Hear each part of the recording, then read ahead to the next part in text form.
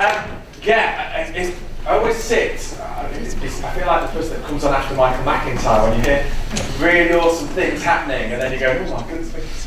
One of the things that's really come through from what I've been listening to this morning, and absolutely right, is that a couple of non-negotiables, the curriculum driving everything.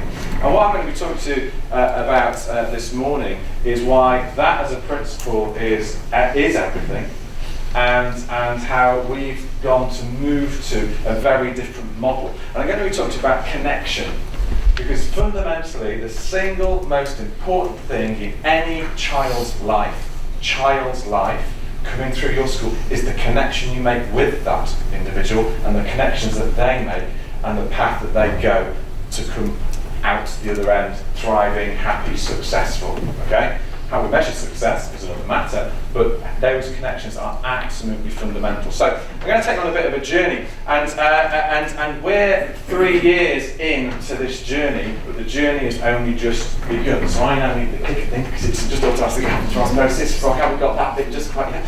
But and I'm going to ask you a couple of questions. Really, is when we connect or when we collaborate, how do you connect, collaborate really?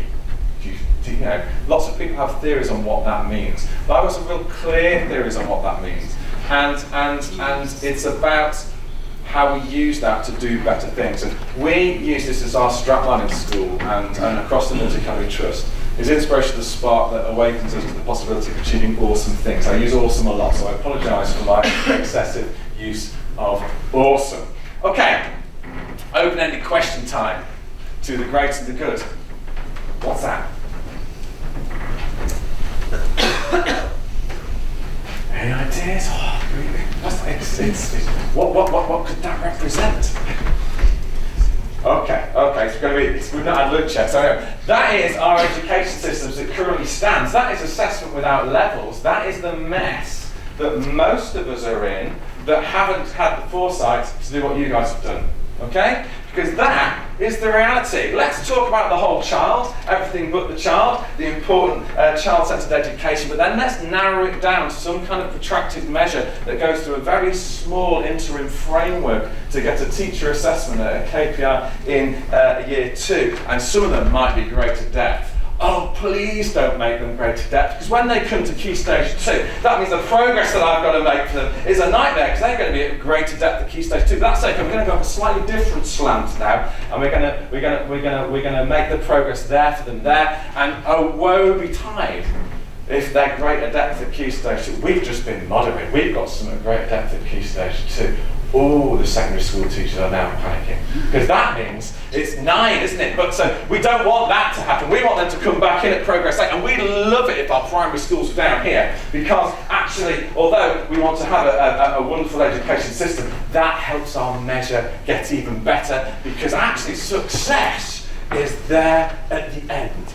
Because that is how, as a society or as a system, we measure success. That is how we've decided we need to connect with our young people to make success. And I'd argue that this high stakes assessment without levels, where the only thing that counts is progress between set points, is the mess that we've probably created for ourselves. I've been ahead for 11 years, and I can see why I'm partly to blame for that. But that's the mess that we've created, and that's what we deem success. And the only thing that we tend to do across all our sectors, early years right the way through to A-level university, is pray for that baseline to be as low as it possibly can on entry, so that we can show the best possible progress. Can you just play the video clip from the video? I apologise if you've seen this before, but I think it's important. Einstein once said, everybody's a genius, but if you judge a fish by its ability to climb a tree, it will live its whole life believing that it is stupid. Ladies and gentlemen of the jury, today on trial we have modern day schooling. Glad you could come. Not only does he make fish climb trees, but also makes them climb down and do a 10-mile run. Tell me, school, are you proud of the things you've done? Turning millions of people into robots, do you find that fun? Do you realize how many kids relate to that fish swimming upstream in class, never finding their gifts, thinking they are stupid, believing they are useless? Well, the time has come, no more excuses. I call school to the stand and accuse him of killing creativity, individuality, and being intellectually abusive. He's an ancient institution that has outlived his usage. So, Your Honor, this concludes my opening statement, and if I may present the evidence of my case, I will prove it. Proceed. Exhibit A. Here's a modern day phone. Recognize it? Here's a phone from 150 years ago. Big difference, right? Stay with me. Here's a car from today. And here's a car from 150 years ago. Big difference, right? Well, get this. Here's a classroom of today. And here's a class we used 150 years ago. Now ain't that a shame? In literally more than a century, nothing has changed. Yet you claim to prepare students for the future? But with evidence like that, I must ask, do you prepare students for the future or the past? I did a background check on you and let the record show that you were made to train people to work in factories, which explains why you put students in straight rows, nice and neat, tell them sit still, raise your hand if you want to speak, give them a short break to eat, and for 8 hours a day tell them what to think. Oh, and make them compete to get an A letter which determines product quality, hence grade A of meat.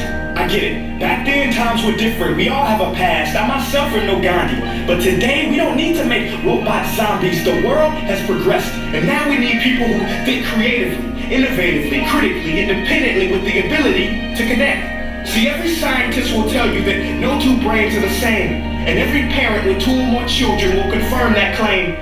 So please explain why you treat students like cookie cutter frames or snapback hats, giving them this one-size-fits-all crap. Watch your language. Sorry, Your Honor, but if a doctor prescribed the exact same medicine to all of his patients, the results will be tragic. So many people will get sick, yet when it comes to school, this is exactly what happens. This educational malpractice, where one teacher stands in front of 20 kids, each one having different strengths, different needs, different gifts, different dreams, and you teach the same thing the same way? That's horrific.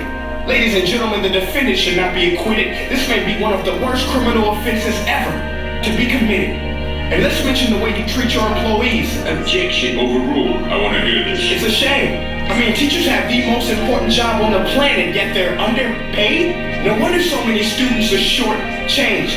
Let's be honest. Teachers should earn just as much as doctors, because a doctor can do heart surgery and save the life of a kid. But a great teacher can reach the heart of that kid and allow him to truly live. See, teachers are heroes that often get blamed, but they're not the problem. They work in a system without many options or rights. Curriculums are created by policymakers, most of which have never taught a day in their life. Just obsessed with standardized tests. They think bubbling in a multiple choice question will determine success. That's outlandish. In fact, these tests are too cruel to be used and should be abandoned, but don't take my word for it.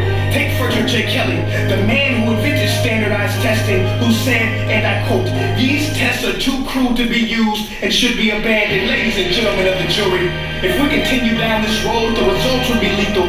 I don't have much faith in school, but I do have faith in people. And if we can customize healthcare, cars, and Facebook pages, then it is our duty to do the same for education, to upgrade and change and do away with school spirit, because that's useless unless we're working to bring the spirit out of each and every student. That should be our task. No more Common Core. Instead, let's reach the core of every heart in every class. Sure, math is important, but no more than art or dance. Let's give every gift an equal chance. I know this sounds like a dream, but countries like Finland are doing impressive things.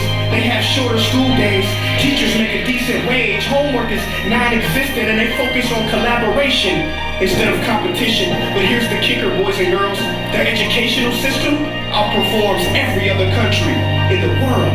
Other places like Singapore are succeeding rapidly. Schools like Montessori, programs like Khan Academy, there is no single solution. But let's get moving, because while students may be 20% of our population, they are 100% of our future. So let's attend to their dreams, and there's no telling what we can achieve. This is a world in which I believe, a world where fish are no longer forced to climb trees. I rest my case.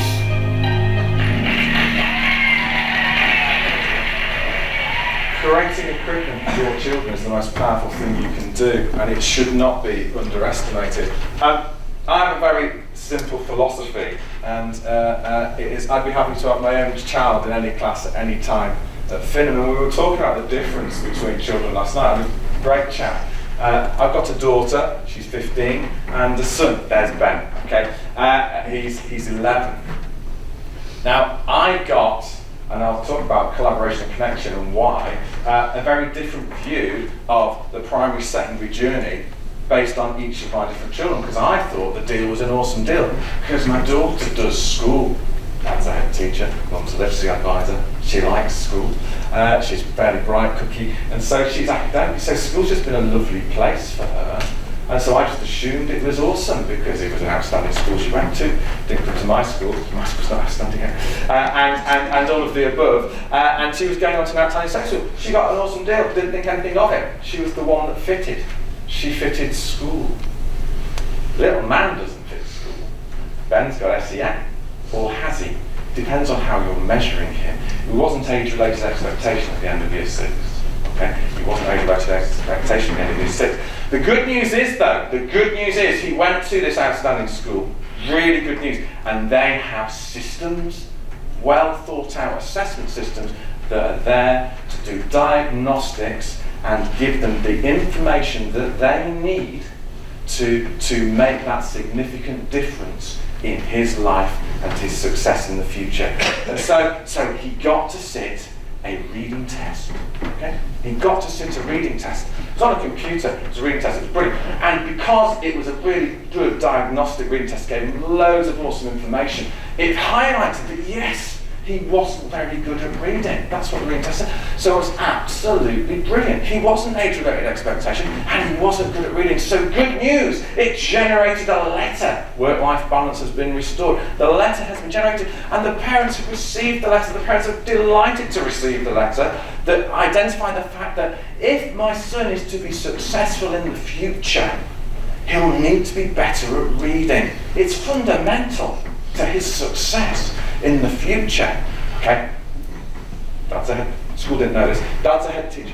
Mum's a national literacy advisor. Oh, come on, so he needs to be successful at reading. Wonderful. And the great news is because we've identified it in early, we can put it right now. Okay? And so we've got an alternative curriculum resource that we're kindly spending on your son to help him catch up with everybody else so he can be as successful as they might be in the future too. That's a little bit of an exaggerated tone for Les, but that's pretty much what he was saying, okay? So that's okay, because he can miss geography and PE, which aren't as important, okay? Aren't as important in the week where we can do some special catch-up reading. There's some really good software that we use where we can go into the computer suite and catch up. So no interface, he'll do some software, he'll get better at reading. And then what's really good is we've assigned one of our teachers, okay, who is a reading teacher specialist, who will give up their time on a Tuesday after school, okay, where we can have an extra hour to have that face-to-face. Fair enough, there was face-to-face at this point, interaction with him, and that's really good, and that's all part of our commitment to your child's success in the future. Kind of a meeting, please. Fantastic. We went in. I didn't have to say a lot, which was good, because I was quite quiet, because the simple question that was asked at that meeting, the head of English that came along to explain why that was the case, my wife just said, "Oh, fantastic, thank you for the letter. Have you heard Ben read?" Silence. No, have you heard Ben read? No, the computer's... No, have you heard Ben read? Has anyone heard Ben read? Has anyone sat with him with a book and heard him read? You can imagine at this point a very stony silence, and you think you'd have liked to fly on the wall actually at that point in time. And the point is no one had heard Ben read, which was clearly evident because of the way that they responded. So that's fair enough. Can I suggest that you hear him read, and then we'll meet in maybe a week's time, and when you hear him read, can you ask him to talk to him about what he's into, what he does, what he likes, what he celebrates, what he's proud of, all of those things. Could you do those things? And then we'll have a meeting to discuss whether or not it's appropriate for him. Phone call the next day from the head teacher with a grovelly apology. This is Ben. Ben didn't do very well on the test because he was exhausted from breaking a world record. He's one of only 40 people in existence to have cycled from sea level to 3,000 metres in under 3 hours. And he cycles for Team GB and British Cycling. Take him out of his PE. I know on Tuesday night, that's training night. He's a fluent reader. He just wasn't really switched on for the 30 minutes. He was exhausted from breaking the world record, age 10. Okay? He's not ARE. He suggests you lot aren't ARE, because he can do stuff that only 39 other people on the planet can do. Now, he is unique actually in lots of ways. He has got a special educational need. He needs to be measured differently. And that's really, really, really important. And I think it's really, really important because I was always going to ignore whatever the school said, okay? And I was always going to give Ben what he needed to thrive, which is cycling on a bike, the mountain behind him, and blowing out chunks and getting older and older and more operations on the knees to make that happen. But that's not the point. The point is, there's lots of children going through the system that will be spat out in exactly the same way. So the curriculum and the reason why that connection with children is so important is the only thing that will stop that from happening to other children that aren't as lucky to have people that will defend them in that way. People get sucked into the system. And so I had a wonderful, wonderful meeting with someone that agreed with that 3-4 years ago. Mark Bailey is the head of the secondary school that I worked alongside as a primary school, and we both made a pledge that we wouldn't allow that to happen to the children in our care. If it wasn't good enough for my own child, it's not good enough for anybody else's children. And so we made a little bit of a pledge, and I'm quoting people's PowerPoint presentation. People say there's no point reinventing the wheel, and I used this last year when I was asked to talk about various bits and pieces. Well, of course there is if you want to invent something different. There's every point. And if the assessment system that we've now been given, or the curriculum that used to exist wasn't fit for purpose, the freedom and excitement to now create something new is a massive responsibility, but a very exciting thing. It's a huge responsibility, because if we get it wrong, we lose a generation. But the responsibility is back on our shoulders. And so we decided that we were going to reinvent the wheel, because there's every point in reinventing the wheel. And we created an absolute non-negotiable visual.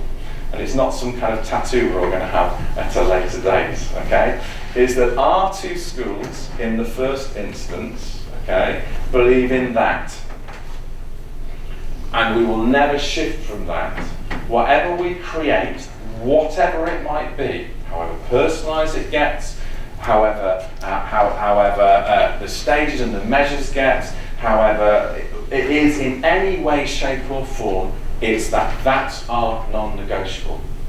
And we apply that to absolutely everything. And myself and Mark, I'm the primary, he's the secondary. We're not trying to turn secondaries into primaries, or primaries into secondaries, because we're different, uniquely different, and that's the point. However, everything we do is that. It's a growth model based on prior, and it's progressive, and it recognises everything. It's a growth, whether it's a curriculum, our curriculum needs to fit into that, whether it's an assessment tool, our assessment tool needs to fit into that, whether it's a child's personal development, it needs to fit into that, whether that's an engagement with the parents, it needs to fit into that. And actually, just imagine if we had a school system that did that took the whole child and never stopped taking the whole child, to say that beyond was the success measure, not a test. Because actually, I had an interesting conversation where someone turned around and said, what if he doesn't become a professional cyclist? What then? What's he going to fall back on then? Resilience, hard work, determination, the ability to achieve your goals, an absolute dogged training pattern, a complete relentlessness to never give up, even when I think a little bit more than a maths GCSE. He'll find the thing he loves and he'll do very well in it, because he's got some skills, the life skills. And we need to start being confident that the beyond needs to be not a narrow measure. Beyond needs to be celebrated. Beyond could be music. Beyond could be maths. Beyond could be literacy. Beyond could be community service. Beyond could be working. It doesn't matter. It's the beyond, and it's that so important that imagine if that was the case. Well, actually, we don't have to imagine anymore. We've been given the opportunity, the burden of responsibility to make that happen. And so we decided that that's how we would create our multi-academy trust. And that's our single principle, non-negotiable. Everything else is just stuff, okay? And that, therefore, needed a different way of working, because how do you connect so many different people to work in that way? And that's where Frog becomes absolutely fundamental. I used this slide last year because this is the key bit. We've been part of Frog for a long, long time, part of the Frog family, and why we work with Frog, because we need to move way beyond collaboration for that to happen. Way, way, way beyond collaboration. Because Frog's Lego. Well, it's not Frog, it's Lego. And these guys are absolutely right. Frog are really helpful. Frog is absolutely spot on, because what Frog does is help you create hoverboards, help you create dreams, help you create curriculums, help you measure curriculums, help you work in a way that gives you greater ownership, that greater connection. And that's really, really key to all of those things. And so we started a conversation literally just after I was asked, I think I showed this slide about 12 months ago in Birmingham, not the Beyond Collaboration bit, but the Frog equals Lego equals hoverboard. And just at that point I started having a conversation around how could we connect in a different way. Because at that point we get more pride. We're not trying to get anybody, actually. We just created a multi-academy trust because we wanted to deliver that, not just in a primary phase or just in a secondary phase, in an entire lifespan of an individual phase. And so we've actually moved to now 3 secondary schools that subscribe to that model and want to work with their 31 primary feeders differently.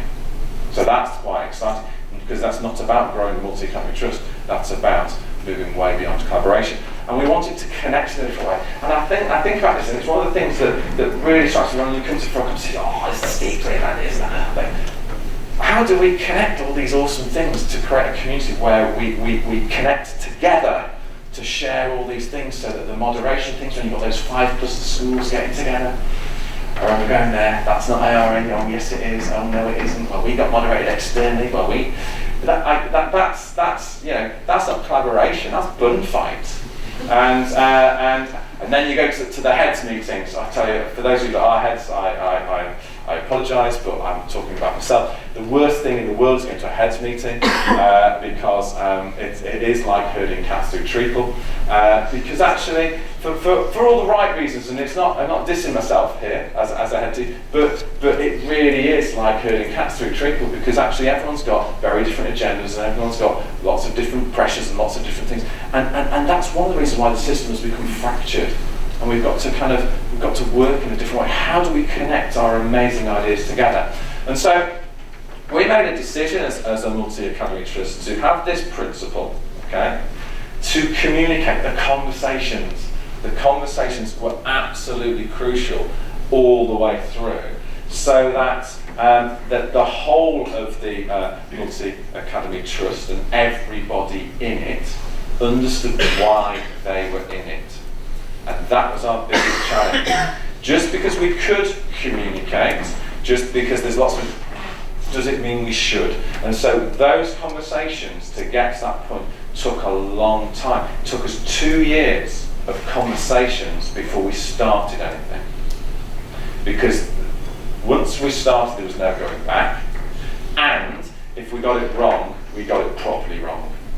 And so that communication was absolutely crucial. And one of the things we used Frog for, and Frog actually kindly put this together for something that we did, was we basically took Animal School, which is, some of you may have seen it, I'm going to show it in a moment, and it became our non-negotiable theme tune. Okay, and it's a little bit, because actually how do you get that message across to parents, to children, to governors, to teachers, to other head teachers, to other schools, about what we stand for, okay? And how do you represent that symbol, that progressive symbol that means that if you are coming to work with the Finham Multi-Academy Trust, That's the only thing that's a non-negotiable. What colour are your uniform is? On me. In the slightest, it does, I don't. When your school day starts, fine, convenient if it's the same time. Do we all have the same teach days? Does it matter? Okay? No, it doesn't, because we're sweating the small stuff there. What matters is the non-negotiable principle of how do we connect and how do we develop stuff for our children all the way through. And so we used a different version of Animal School to just kind of sell it, and then we used Frog to make sure that we knew everyone had seen it. Because in the same way you kind of, if you read the child protection policy, we hadn't used Frog for that, and we do use that for governors and various bits and pieces, but on the stuff that matters, that we wanted everyone to see as a non-negotiable, we started to create material, whether that's links to really cool videos, that's just been released on YouTube, and there's another one that's just come out about creativity, which is really, really good. But we started to create our own, because then it gave the school ownership and started to understand why it is that we were doing what we were doing. So, whilst this is happening, and then I'm going to take you then live to our kind of Frog site to see how we've then connected and why we connect. I want you to really, really think about the burden of responsibility. I'm quoting Spider-Man films now. That with great power comes great responsibility. Is that we've been given the power to change our curriculum. We've been given the tools to connect in a way that we've never connected before. So we've got to make the decision, why are we doing it? And then when we've made that decision, why, make sure we get it right, that it's not just a quick fix, it's not just a shortcut, it's to make that massive significant difference to the children in our care.